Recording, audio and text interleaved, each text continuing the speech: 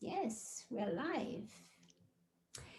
Hello, Karem. Good morning for you and good afternoon for me. How are you?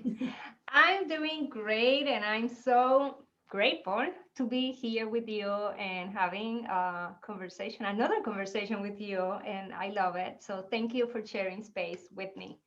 Oh, it's such a pleasure. We really had such an amazing conversation on your podcast. So we had to continue that conversation with this time a little bit more focus on you, hopefully for you. And then Ah, on me. thank you. So, I would like you to introduce yourself briefly, to tell the audience, my audience, who you are and what your jam is, and then we'll go and talk a little bit about really what your passion is, which is about getting productive and celebrating things that we achieve in our lives. Yes. Okay. So by the time you are past 40, it's like, oh my gosh, where do I even begin? But No, I am a human very passionate about helping other entrepreneurs and other go-getters define a business on their own terms so that they do not have to be ever in a position, do I enjoy my life and create these amazing memories, or do I keep uh, working and working and working, never ending? mm, Because at the end of the day, in our life, I don't recall ever reading or hearing that anybody says, I wish I have worked more. Like people at the end will always say that, remember the things that they have joy for. So in everything that I do, it doesn't matter what it is, because I come from a background in accounting and finance. That's my formal education.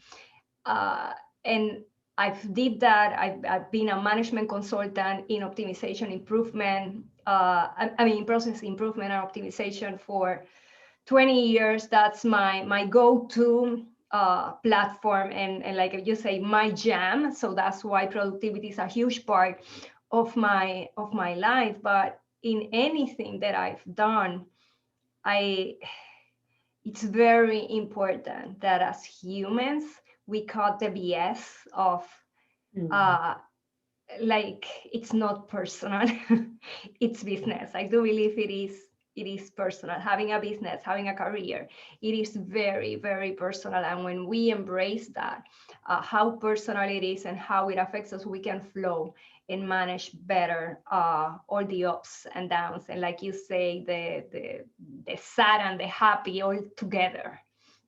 And so So if I yeah. can just stop you there, because I Yeah. really to dig into a little bit deeper into what you just said.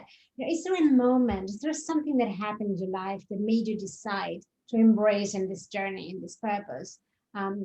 Is there something you can really recollect, or how did you get to this place where you are I today? think there are two very pivotal moments in my life, and one was going through the bankruptcy of my family's business. Like, I come from a very wealthy family in the Caribbean, in Puerto Rico. I grew up between Puerto Rico and Dominican Republic, and having it all, and having at 28, like 27, 28, having it all, like imagine like the parties and the people and being invited and the red carpets and the beautiful condo with the views and the cars and all the things, and then having at that age somebody pull the carpet under you and everything else collapsing, and everything that you knew through going to chance,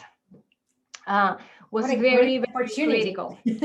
Yes, and at the moment I didn't see it as an opportunity, as I saw it as betrayal from my father, not telling us what it is, judging everybody for what the actions they took, and what if, and a lot of what if, and why me, and why us, and but that was not healthy. And there's something that people that are very close to me know, that I get bored of myself listening to me saying the same thing. I think that as somebody that have ADD, I get bored easily, but the good side of it is that I can, once I learn to be in awareness, I catch myself on this monotonous, boring conversation in my head Fantastic.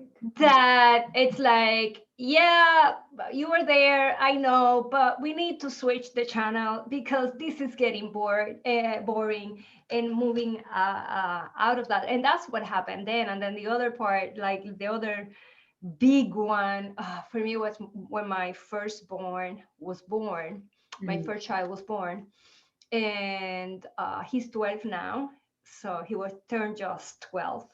I cannot even believe it. And he was a preemie, and my water broke at 32 weeks, which is Yeah. 8 weeks early. Yeah. And I was forced to be on bed rest. They stopped the contraction and everything. And a high energy person like me, go, go, go, go, go. It was like another reminder, like, you need to stop. And saying like it didn't matter. And I think that that experience with Alexander, those 2 weeks, 3 weeks, because he was 1 week on the in the ICU unit, and Mhm. just devoting to this child, like he didn't. It was when I realized that maybe this journey that I have been so selfishly thinking that it's about me, it's not about me. What if this journey, oh, chills right now, because this is so like that's where like the core of my outlook on life and my survival mode really kicked in into a good thing.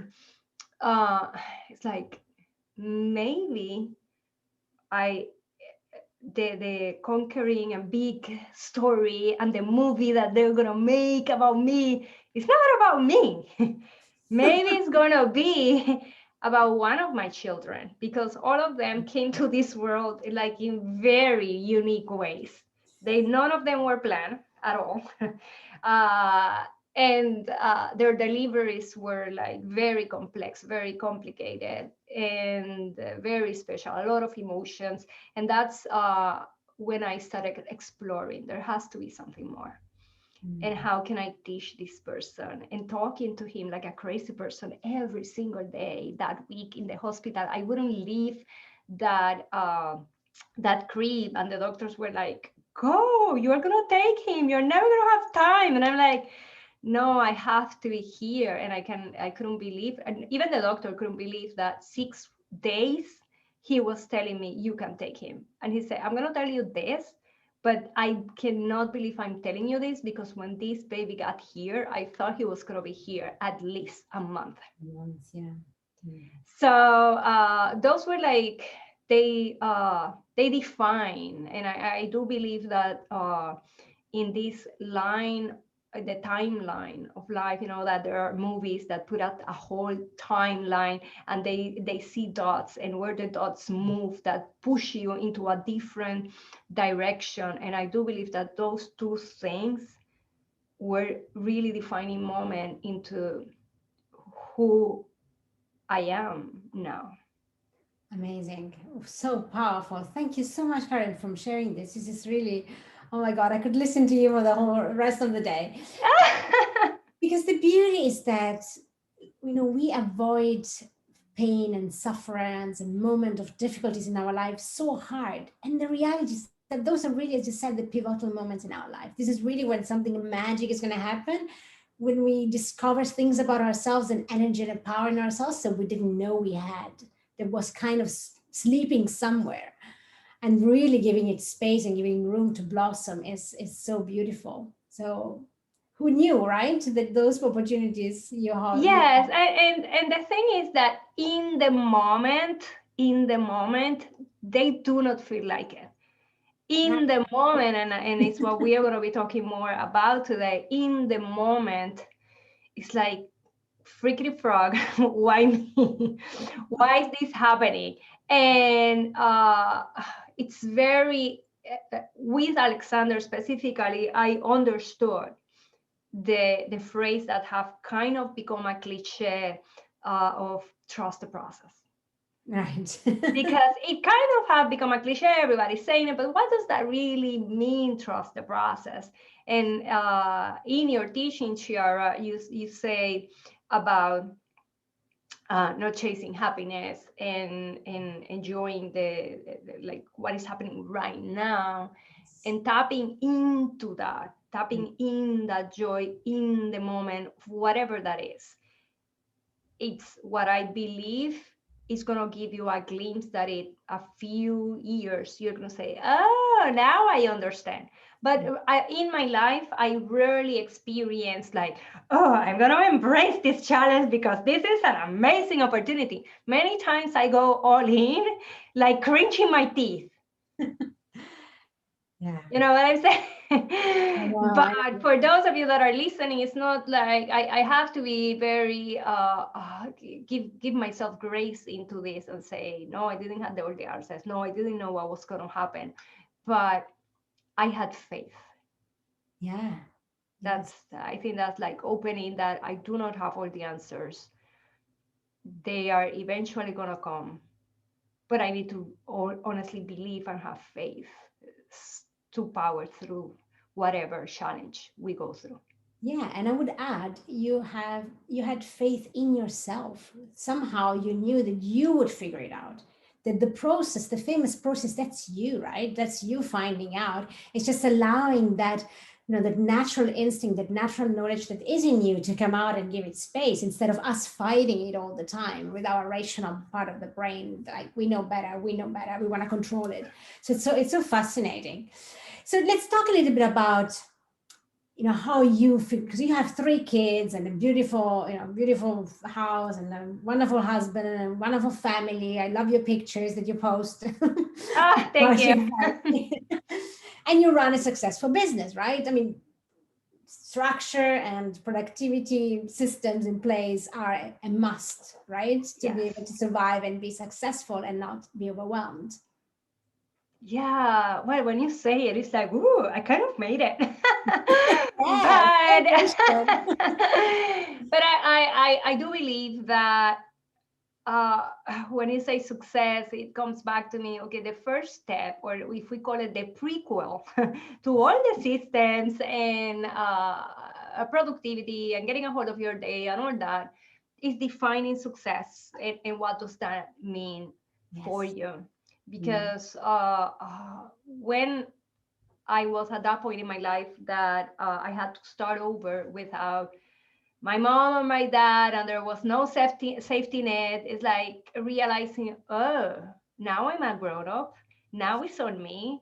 Now there's no more mom or dad to fix it or be plan B or have that safety net. It was really, yeah, you were 28, you are a grown woman. You went to college, you have all these degrees, all this experience. I work. I was not like, I was not maintained, but there was a lot of doubt. And in that moment, I say, what is success?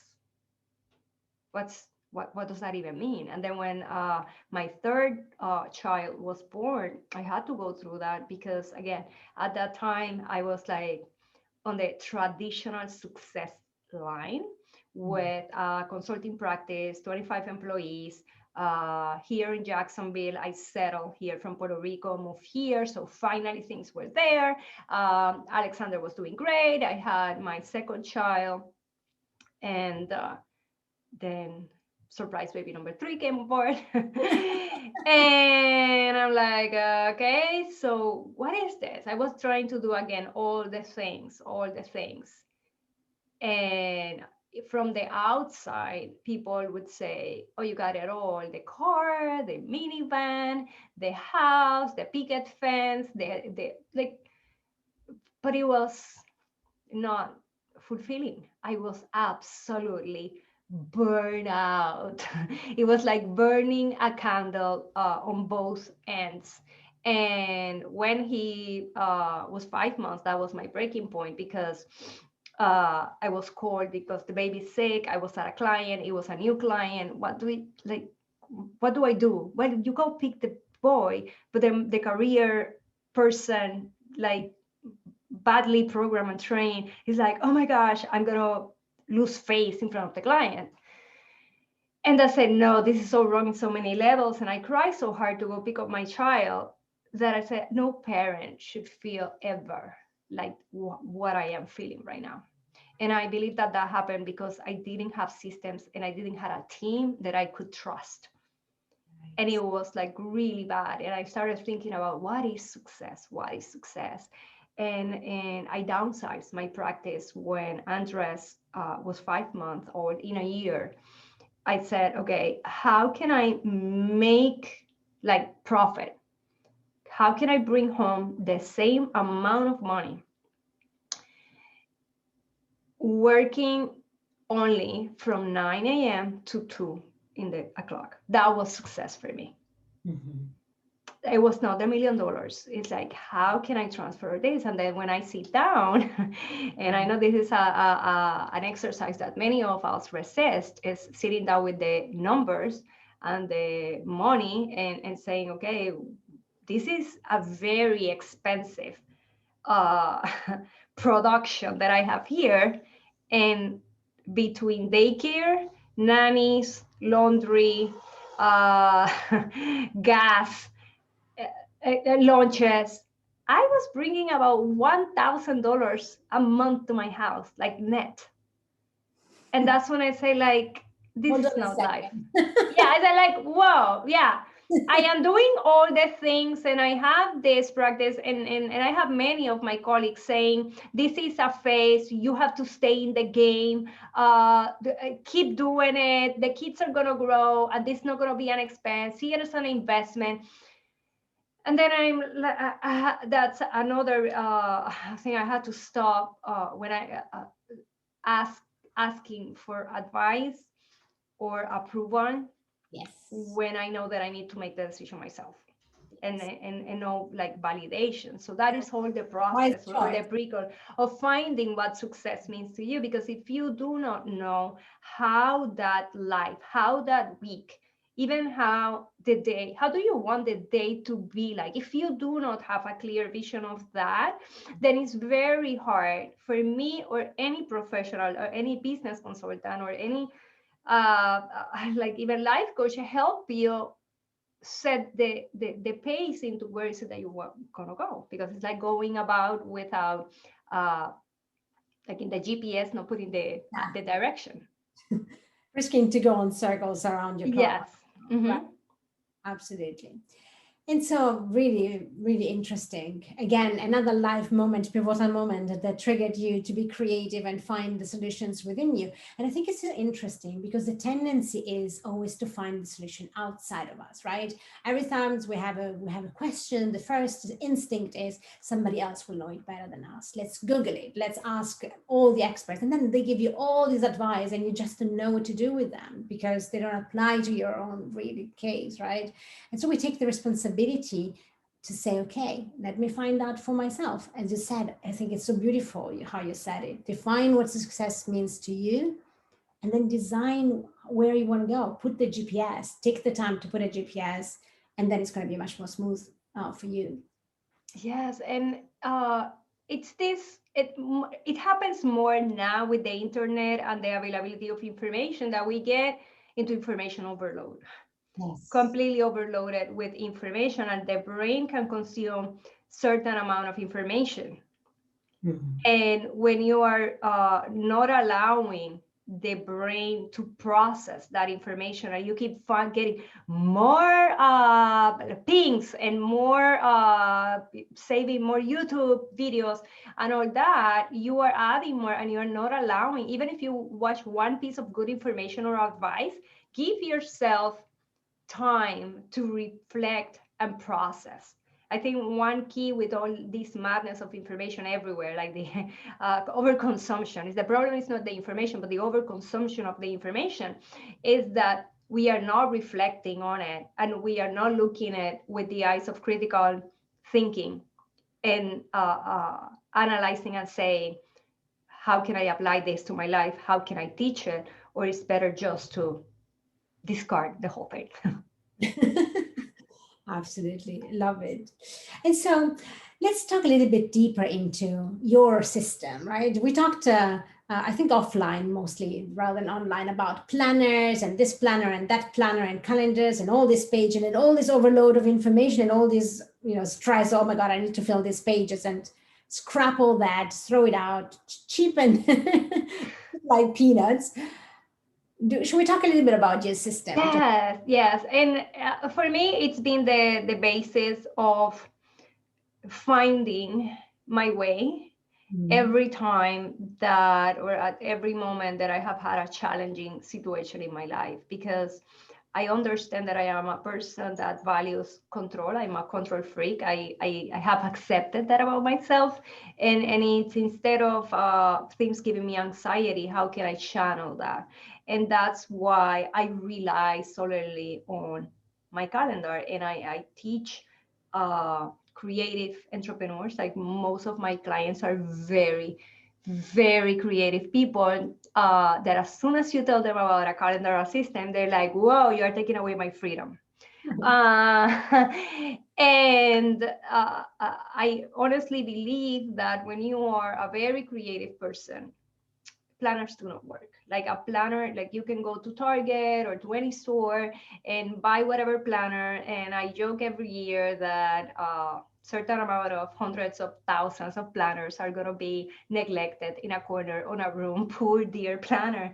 And it's because number one, they have dates and there's a lot of pressure that you have to write in it every single day, and it's very defeating. It is there's a psychological reason behind that without getting more nerdy, but when you look into a planner and you haven't written on it the past week, it's like, oh crap, why do I even bother? And then you put it on the side. My system is something that I learned from my father. I thought everybody did it, but as I went into the workforce, I realized that I didn't. And my first goal with everybody that worked with me was to show them how to use a planner, because, like I tell my kids, this page is the way that we can communicate.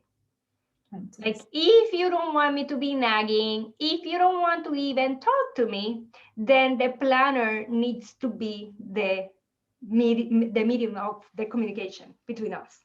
So no Uh, ambiguity written down, so you know that you understand the same things, right? Because otherwise, you exactly. So that we are on the same page. And as a entrepreneur, I use the planner as I always say is the boss, and everything that is on the planner have to happen. And why? Because the person that did the planner and set these goals for the week was my higher self, Ah, was me at my highest level. When I get into the child tantrum, because it happens, no, I don't want to do this. Oh, wait. Then I go, and I have learned to honor myself, fantastic. honor the plans. And one of the elements when you are going about, I know that many of you are going to be like looking for journals and planners and getting organized for the new year and all that. I honestly suggest that number one, you find one that do not have dates, Mhm. one that you can write the dates. I love the planners by Ray Dawn, and I can give that to you for the show notes, and Sky Bell, I believe it's the name, because they do have the month, and Okay. then they have loose leaf behind the month for Mhm. you to go day by day. So the following sheets within the planner are, you can use them to plan the day or as a journal Excellent. or for notes. So it's not, you don't have that pressure of dates. I do believe that for people that are very creative or that are going through seasons of like uncertainty, and they know about today, but they don't know about tomorrow, it is too much pressure. I Mm. think that in the new year, I wish to see more calendars that are self-paced, that you can self-pace with it. The other thing is that the planner that I have is a one sheet that I have is the one that everybody uses in this house. I have a one block where we need to decide what needs to get done this week, Exactly. and that any planner should have one spot where it could be clearly visualized what is it that we are doing for Yes. the week, what is the most important things, and that can change. There are weeks that the most important thing for me is to eat healthy the 5 days, Mm. Yes. because that is a priority for my health or something, or I know I have been slacking. Like, it doesn't have to be very restrictive for Mhm. you when you are starting out with it. Nothing like I be going, by the end of the week, I'm gonna have all my website line up. Like, give yourself grace. But the goal is to have a north for Yes. those moments that we do not like feel it. And then next to that, some place where you can write either a quote that moves you or something you are grateful for. Oh, beautiful. So that's how I start my planner. Like, okay, what's my dream goal for the week? I like to use pencil for that one because as I tell you the other steps, that can change. Right. Uh, and then I have a spot that I call my do or die list. All the things that no matter what need to happen today. I mean, this week. And on that section, uh, it's kind of a brainstorming or a dream list, but it's important that we take it out of our head, because we trick our brain into thinking that we took care of it. When Right. we have all these ideas, all these things to do, rambling about our in our brain, and we don't put it down, our brain is looking to solve a problem. It is designed to do that, and Right. it goes like in a loop, and it's kind of a short circuit inside the brain. When you write down those thoughts, you trick the brain into thinking this is taken care of, because you're not going to forget it is there, you wrote it, and it gives you bandwidth to Absolutely. process other things. Oh, I love it. Beautiful. So in your planner, and this is why I ended up creating my own, because I don't find that place where you can plan your week and then have a list Mm. of things that you want to do. And then I put a timer. I put 10 minutes. This is everything that I want to do. And because what comes first to your mind, uh, uh, and this comes all science explained in a book called Blink. Uh, Everything that comes to your mind in those first 10 minutes, those are your priorities. Right. That is what is most important. And I have on my one page planner on the other side of that brain dump. So every time that I come with a creative idea, oh, I want to change the announcement section of my website, or I want to create a new product, or a million ideas, like this head is scary inside. I just write it there. I just write. And if after a few weeks I see something that is coming up, and then I give myself some flexibility and room to be creative. I think, why is this keep coming up? Uh, when I'm done with that, then I use the hour by hour in the planner. That's why it's just 1 week, and I have between 6 and 7. And in that time frame, I block all my commitments: picking up kids from school, the time that I'm going to be cooking, if I have appointments with the doctor, if I need to take my mom somewhere, anything that has a set day imposed by something else, by somebody else, I put it there. Things like this interview, I put it in there. Those are commitments that I already have. And then I look into that, and I said, and I look all the white space. And you would be amazed of the amount of white space that you have to really work. So Absolutely. that's when, and I like to use colors. I usually use orange to block everything that is committed. And then I use green to put the things that from that do or die list, when am I going to do it in the week? And I schedule it and I put it there. So that's why I call it do or die. And that goes like on a green banner, and I put it and I mark like the activity. And the Can I last, ask yes. you on that? Because so one of the things that I learned also recently is how to write what you want to achieve, right? Because sometimes we are a bit too vague. It's like work, or we tend to again risk not to get committed into really specifically what is that I want to achieve in that hour of focus work. What is your approach there? Yes. No, I don't put work or meeting with clients. I put specifically podcast with Chiara. I know that's exactly what it is. Writing 10 posts for social media. Meeting with the team, and I put a Google Doc link with the topics that are going to happen there, so that I am not rambling about later on.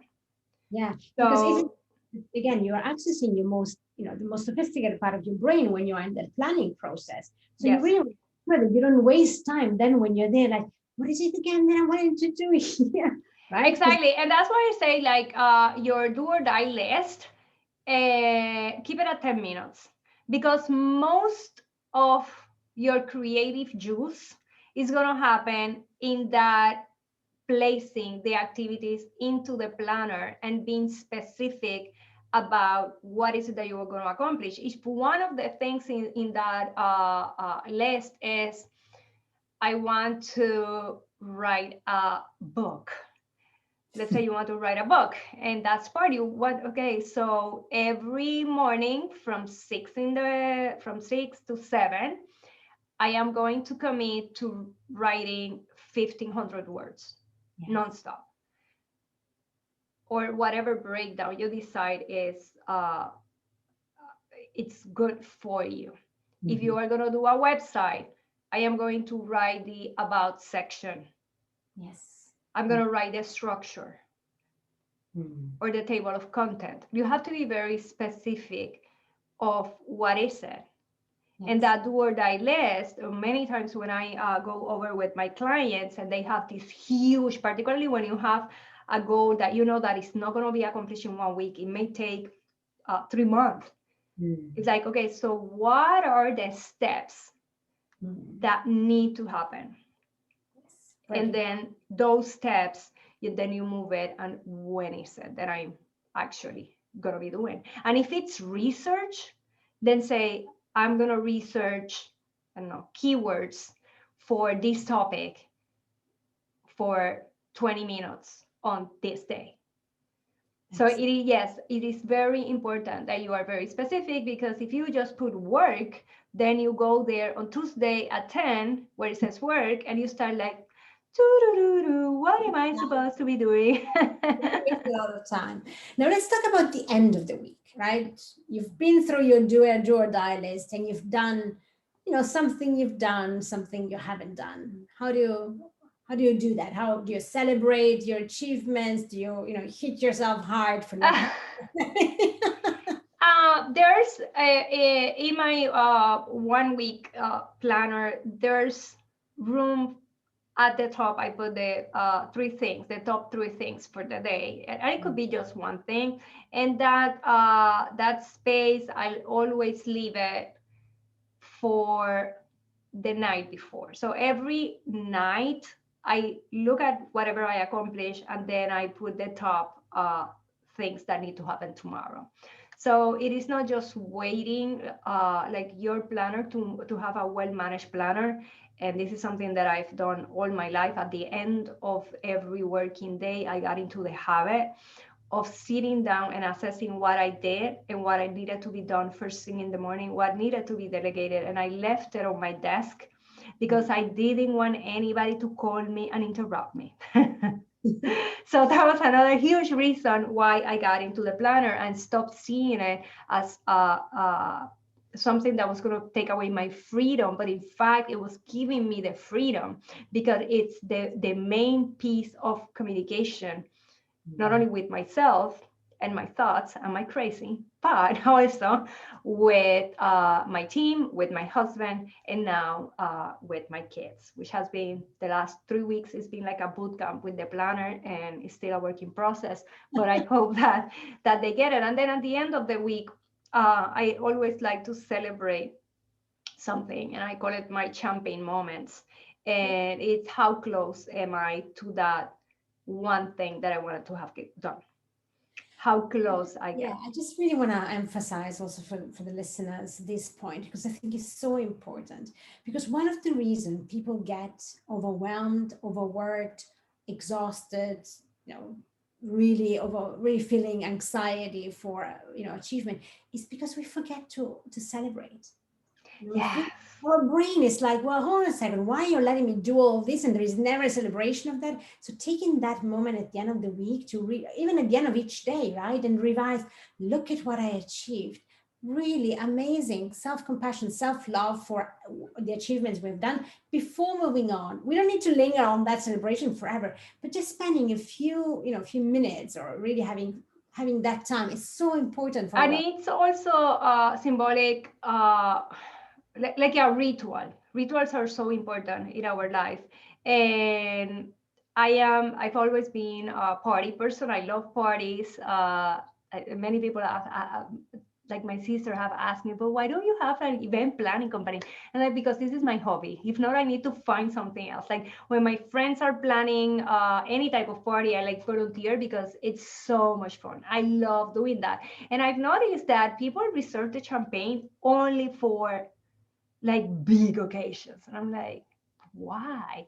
And then on Sunday, then they like minimize the impact of the champagne, adding orange juice or for a brunch. And it's like, but why don't we like just enjoy the celebratory thing in all its grandeur, you know?